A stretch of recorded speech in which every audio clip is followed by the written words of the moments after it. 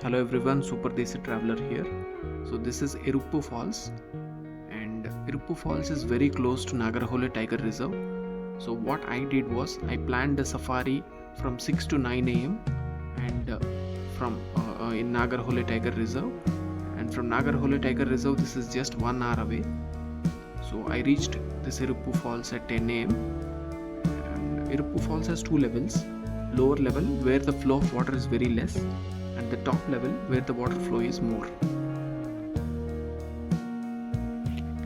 This is the lower level of Iruppu waterfalls.